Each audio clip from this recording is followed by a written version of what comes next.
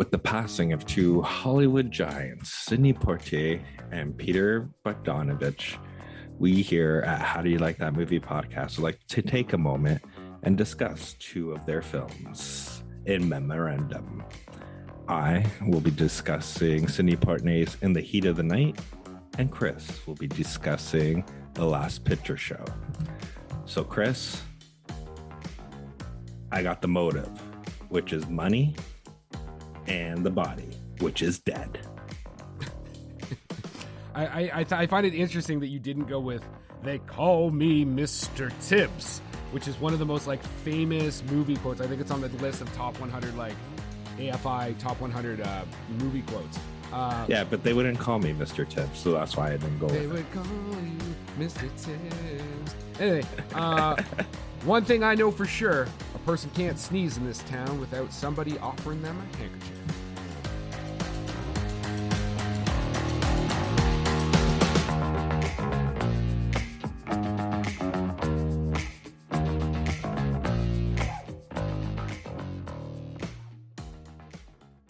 Hey, everybody, and welcome to this week's episode of How'd You Like That Movie? As Scott said, unfortunately, in January of 2022, we lost both Sidney Poitier, Academy Award-winning actor, and Peter Bogdanovich, again, an Academy Award-winning director and one of the founders of the new Hollywood movement, which we'll talk about a little later.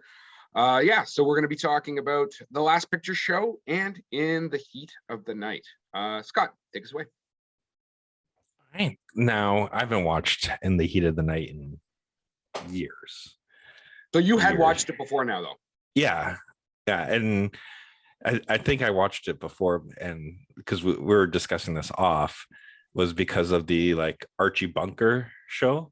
Yep. In the Heat of the Night, and I thought, and then I used to watch that with my grandfather. I when as a kid, and then I think eventually on cable the actual movie came on and we watched it together, and I haven't watched it since, so it's probably been 30 something years. Is it similar? What do you mean? I haven't watched the TV show in 25 years, so. Yeah. Okay. It's if you remembered any, I was just wondering is because In the Heat of the Night it's from 1967 and it's a fucking intense film. And especially for the time period it's being made in, the fact that they're shooting in the South, it's heavy. It's got a lot of heaviness. I'll give you some trivia right now. They did not shoot in the South.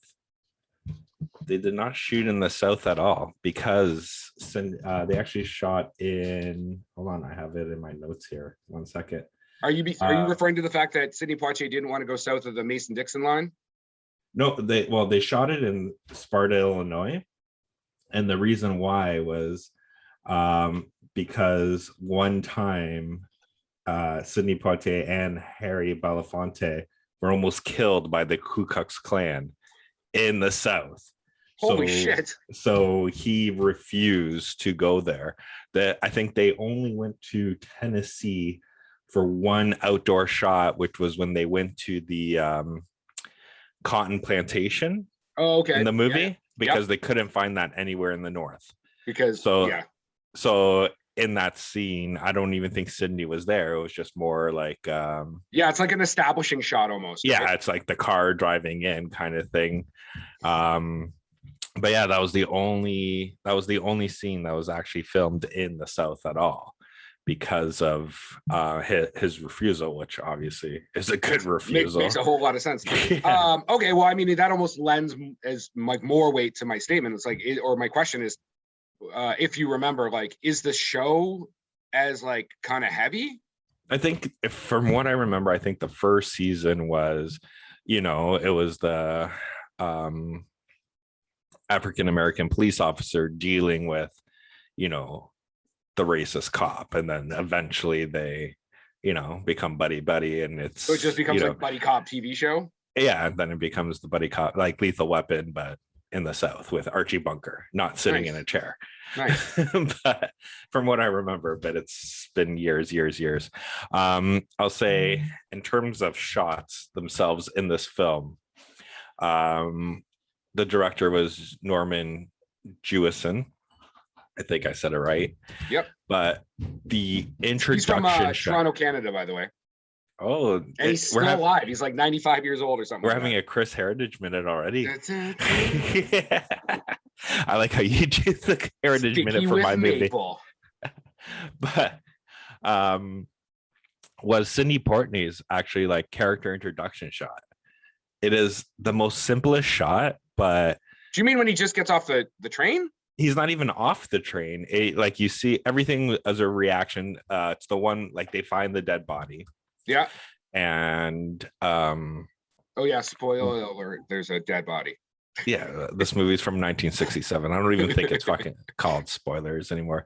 But the character of Sam Wood, who is a deputy police officer, is driving around trying to find anything suspicious, and you just see him driving by the train station, and then you just see his reaction, like kind of like a shocked reaction. Then he like pulls in really quickly, and then he's like busts into the train station, and he's talking. You don't see who he's talking to, and it's just like, hey, you know, like put up your hands, stuff. And then it finally, like, the camera kind of switches to Sidney Poitier, and it's just literally him, like, just lounged on a bench, like his one leg out, just kind of arms out like that, like, but feeling like a villain, but not a villain. Yeah, but it's like how do I put this? The like his today, Junior, without doing anything, he captured the like he was just a character. Yeah, like he was just a vacuum, and everything just kind of like focused to him, even though it's just him in an empty room, and you're just like kind of in awe. I guess you can say that, but or captivated by him. And then once they have the whole interaction where it's like, you know, the typical, you know, racist police officer going through everything, and then he's all calm and stuff, and going through to the police, then going to the police station, then talking to the sheriff. Chief. Yeah.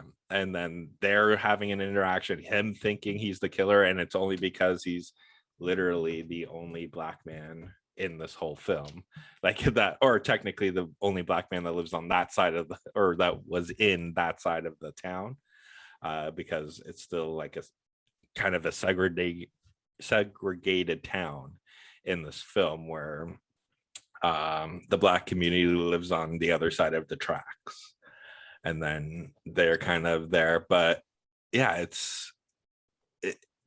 rewatching it after all these years, it was captivating to see it and find, like, knowing why it's called In the Heat of the Night, and it's literally when you find out the motive of who the killer was, right? Yeah. And then having the, you know, whole epic theme song of In the Heat of the Night. Was that Ray Charles that sings that, or is it Stevie Wonder? It's one of the two, I believe. In the heat of the night,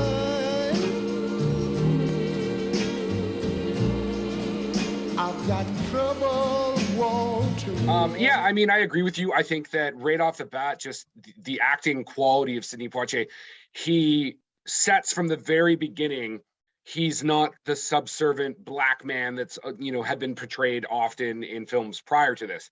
Here he is, like you said, he's lounged out, he's calm, he's cool, he's collected. Like, I mean, they like play out, like he gets all the way to the police station, they're all into the questioning and stuff, and then he's like, because I'm a police officer, bam, and he throws his badge down, right? And it's just like, because that whole interaction was because of, sorry not to go over you. Yeah, that whole interaction was because they found how much money he had in his wallet, and it was more than any one of those people had.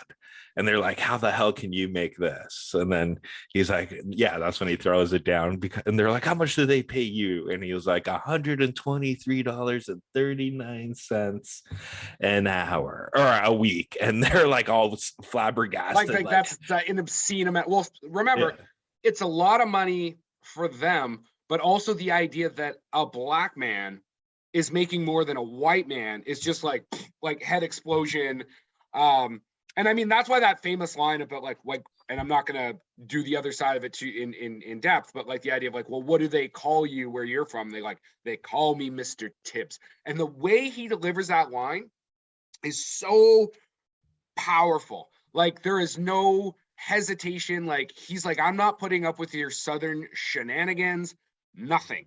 It's awesome. Like I'm surprised he did not get an Oscar nomination for this. And it's almost like, so he's the first African-American and the first Bohemian, not Bohemian, to win the Best Actor award. But he got it for Lilies of the Field, which came out in 1963. But it's a comedy. And there's this part of me that because Rod Steiger got an Oscar for In the Heat of the Night. And it makes me wonder if they were just like, the Academy wasn't quite ready for like the serious acting accolades to be given to Sidney Poitier. Like it was like, it's okay to give a black man a comedic Oscar. I don't know. It's just because I'm like, I don't know how he doesn't get an Oscar nomination for this. Like, yeah, I understand, but he did get 6 a Oscar franchise. nods, right? Like he did get a he's franchise out of it. Sorry?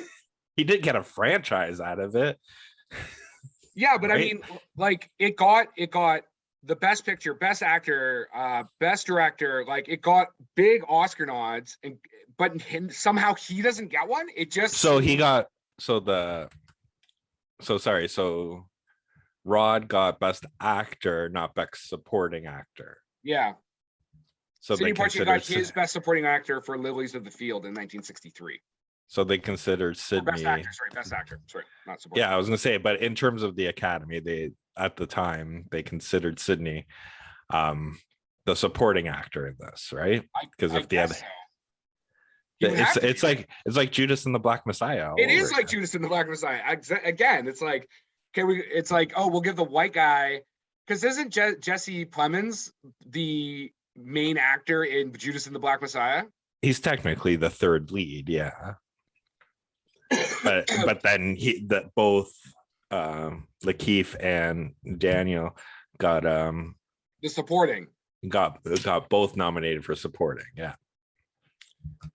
But yeah, it was like watching it, and you know, the more things change, the more the things stay the same, kind of thing. Yeah.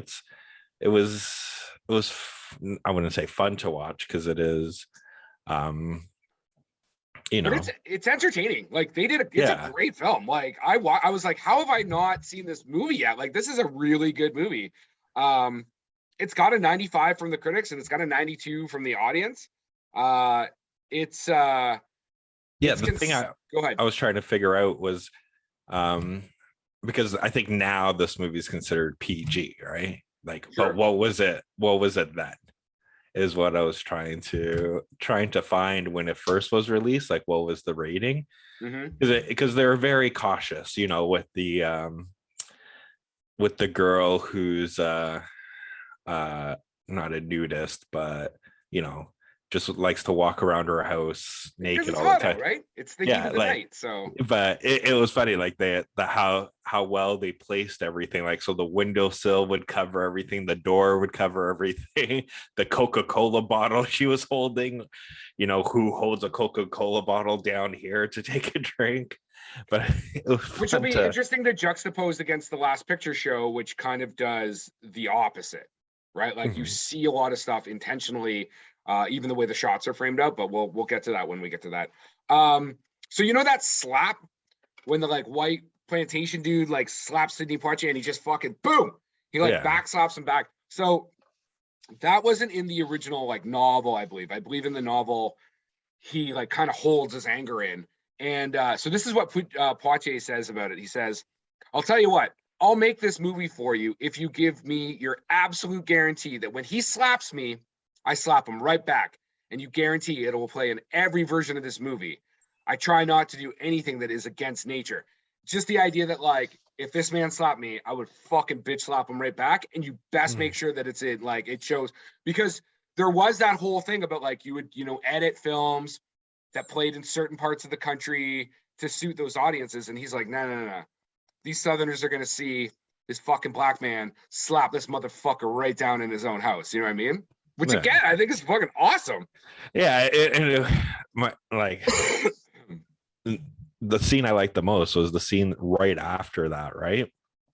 Was once he's getting walked out by the chief, then the plantation worker just shaking his head at the owner, right? Because he raised his hand at Sidney Poitier and then decided to leave after. But but then there's that line where the mayor says to the chief, he's like, basically, the chief before you would have shot him down. And yeah, he goes, when did you change your mind over this guy? Yeah. But it was the same thing. Once the plantation owner, he goes to the chief, he was like, did you see that? He's like, oh, I saw it. He's like, what are you gonna do about it? I don't know yet. Right? But no, So- it Yeah, go was ahead. 100% an entertaining movie. And I think the other thing that the thing I appreciated the most, like in terms of the writing, like it played out like a true detective story. There were Yep. no red herrings. It was, well, there's red herrings, but it was all like, this is where the evidence is leading. And then like, okay, it stopped here. The evidence stopped here. It's obviously not this guy. Let's go backtrack the evidence and go to the next until you get to the point where all the evidence lines up to who the actual killer was. Yeah. What makes you so sure? Why do you doubt it? Because was killed here, then driven back to town in his own car and dumped on the streets. Couldn't have driven 2 cars. Fuck you. No, I agree with you. But opposed to like the ones that get written in as like fake red herrings, where it's Yeah. like the evidence would never have led you that way, except that you wrote it in the script. Yeah, it's just like, oh, we got to do this plot twist and be like, oh no, it was all a lie. What a twist! Well, This yeah, was just like again, even going right back to the beginning, they're like, they arrest him, they take him in, and like everything's, you're just like, oh, like what's gonna go down here? Is this innocent black man gonna get like accused of this and convicted? And then he's like, oh yeah, by the way, I'm a fucking cop. Boom, call my chief. And then his Yeah. chief is like, yo, stay down there and help those guys. You know what I mean? Yeah. And they're like, no, I don't think they want my help. So it's interesting. So the DOP on this is Haskler Wexler, who also did Bound for Glory. And if you want to check out our episode on Bound for Glory, it was our Remembrance Day episode this year.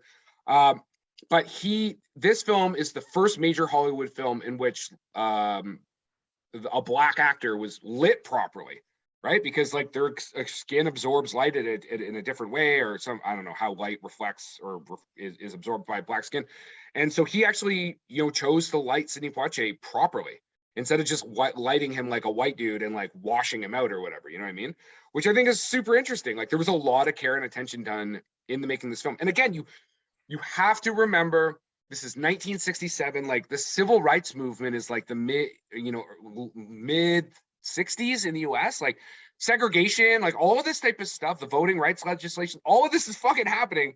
And they make this movie where this black dude is just like, don't fuck with me.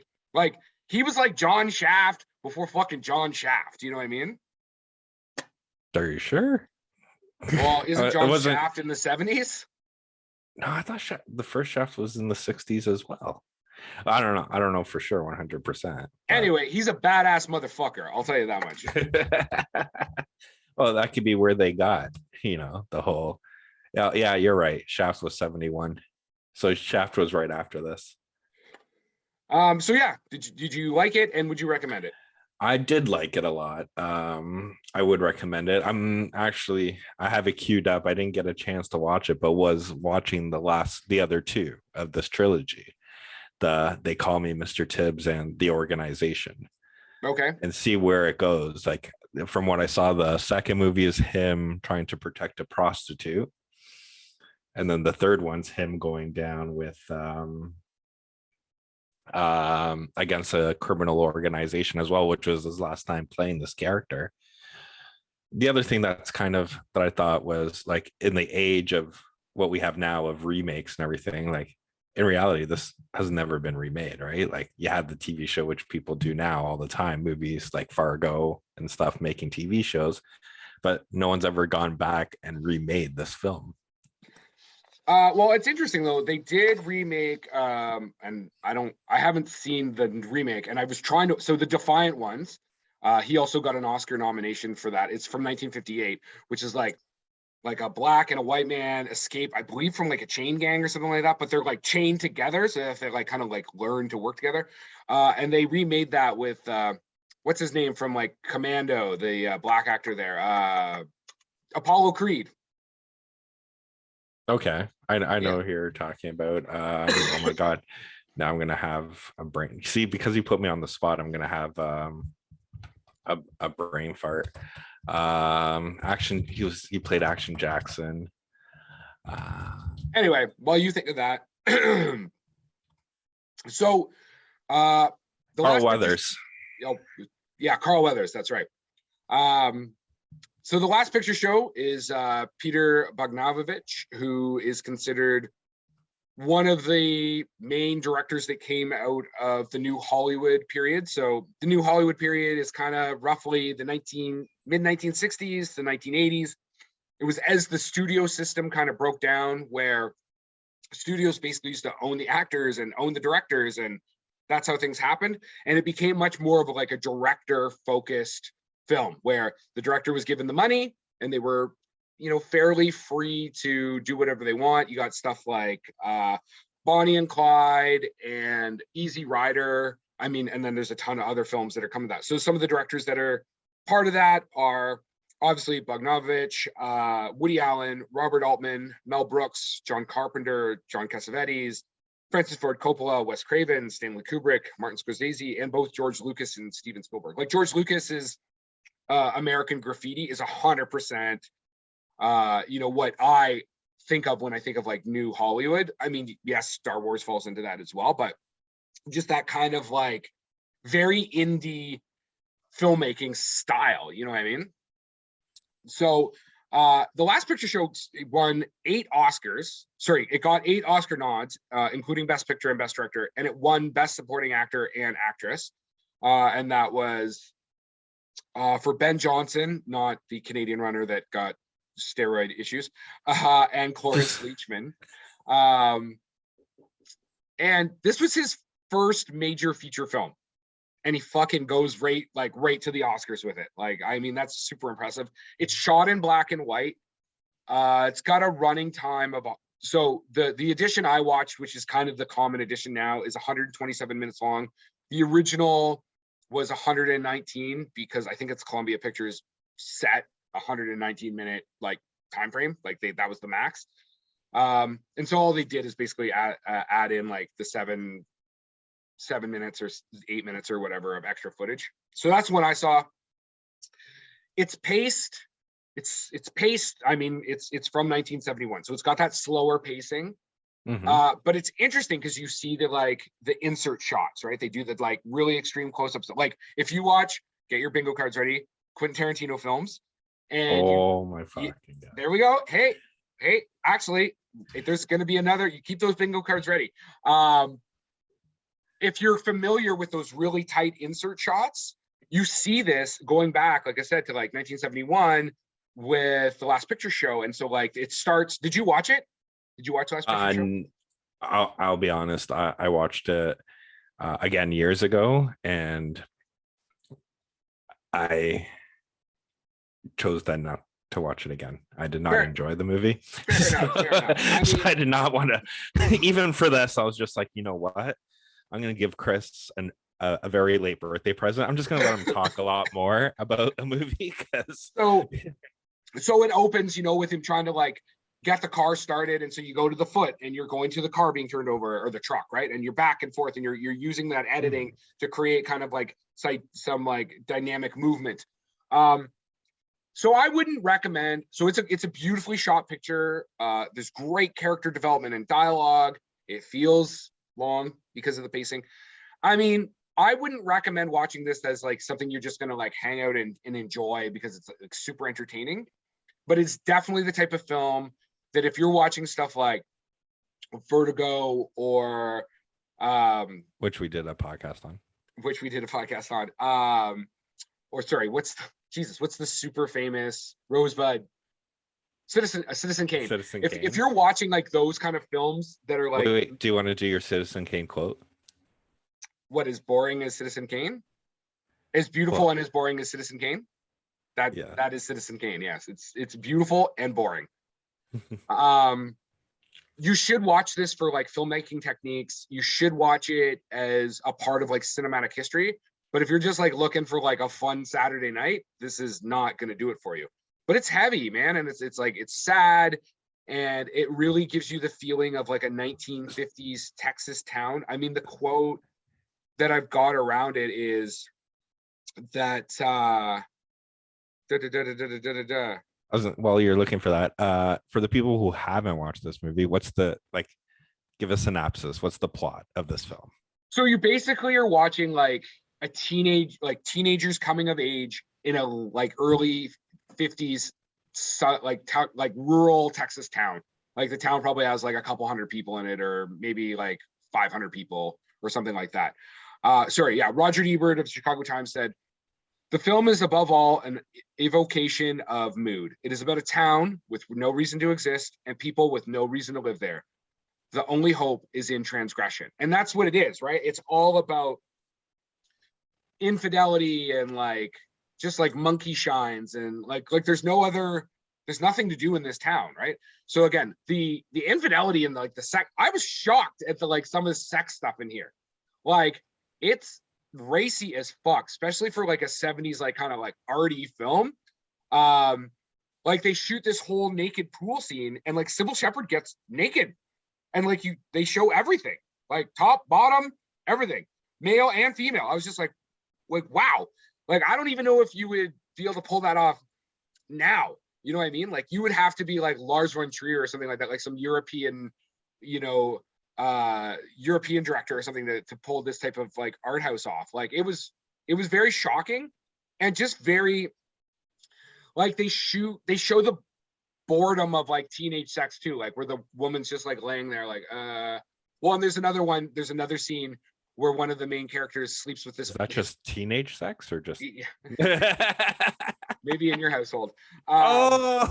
Where like a high school student sleeps with his coach's wife, like he starts like an affair with her, and so they shoot the camera like her POV and then his POV. So like his POV, she's just like laying there, and then his POV is like, and it was just very visceral. So again, like from a filmmaking perspective and as a piece of cinema history, you should definitely watch it. You get to see early roles by like Jeff Bridges, Sybil Shepherd, as I mentioned earlier, Ben Johnson, Cloris Leachman got their Oscar nods for this, or sorry, Oscar wins for this. And you see a really young Randy Quaid, which reminds me, that guy never looked normal. He's always kind of looked fucking weird. Anyway, anything you want to say about that so far? No, sorry, I just had to mute myself. I was about to sneeze. But you had me at fucking Randy Quaid. Have you seen him recently? Like with the big ass beard? Recently, I remember when he was doing the Star Whacker thing, he thought he was gonna get like bumped off. He should be reminded he's not really a star anymore. And he was like hiding out in Canada here, like Shitter was full! And then I think we deported him. Yeah, and he had that huge ass beard to like his belly or whatever. Yeah, that was the last time I saw him. Yeah, that's just last time. But he didn't he recent, or no, it wasn't recent, like do a sequel to Christmas Vacation. But no, that was a couple of years ago too. Yeah. But yeah, The Last Picture Show has 100% critic rating, and it has a 90% audience rating. It did. Oh, this is the one time I'm against the audience too, right? Like, I mean, I guess I could have watched it super young too. That it's the same thing like The Exorcist, man. I watched that way too young that I'll not watch it again. Now, I think I've actually made this comment before that like some films, lots of people watch, and you get a fairly accurate perception of like what a general audience would think. But then there's other films like a Spider-Man movie where like a lot of fans go and watch it, and as long as it makes the fans happy, it's good. And I would say that this is in a similar vein. The people who are now going to watch this movie are like film people. So to like, it's good from a film perspective. It's good. It's not super entertaining, but they're not watching it for the same reasons. You know what I mean? So that could be elevating its score as well on the audience side. I mean, I understand why the critics think it's perfect because it is critically acclaimed. But is it Langford acclaimed? It's very good. That's which the only, is all that matters, right? Like I was gonna say, that's the only opinion that matters. It's the whole point of this podcast. Productions. So, and you know, Peter Bogdanovich also directed Paper Moon, Nickelodeon, Saint Jack, and Mask with like Cher and Eric Stoltz. Yeah, which is very, yeah. She does a great job in that too, man. The original Marty McFly. It was, except he was too serious and too method. So they were like, yeah. I mean, well, they actually originally wanted Michael J. Fox, but because of his shooting schedule with Family Ties, they didn't think they could get him, or he couldn't do it. And then they fucking made it work. Yeah, and unfortunately both. So Peter died January 6th of this year, and Sidney died January. Oh, that can't be right. Did they both die on the same day? Or do I have my dates wrong? No, I think they were. Like, first one announcement came out, and then like two hours later it was the other one. I don't know. I don't remember who passed first, but I remember both news, like both notifications on my phone came out on the same day. Yeah. Well, and Peter was 82, and he died of complications from Parkinson's, and Sidney was 94, and I think he just went to sleep passed away in his sleep. But yeah, I mean, like I said, it's an interesting film. Definitely watch it if you want to study some cinema history, but don't throw it on like a Friday and be like, woo, popcorn movie, because it is not a popcorn fucking movie. So I told you we should have done that.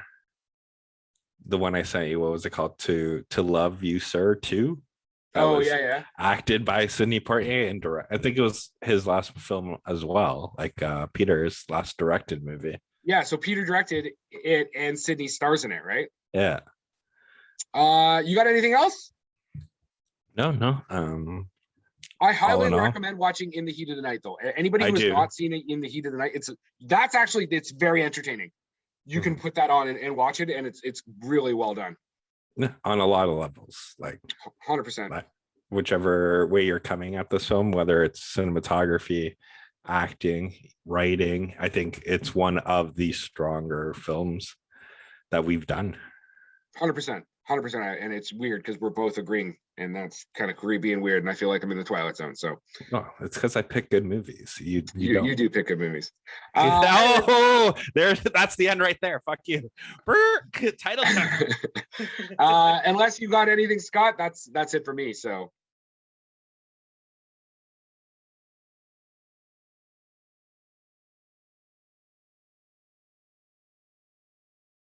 you know what? It was kind of fun to take a break from like all the new releases we've been doing and you know, digging into that stuff and just being like, hey, like let's have a reason to like check out some like classic movies that like I know for me, like I hadn't seen either one of these films, and I was like really happy to go and do it. Like fucking Last Picture Show is 100% Rotten Tomatoes rating. I'm like, how the fuck have I not seen this film? You know what I mean?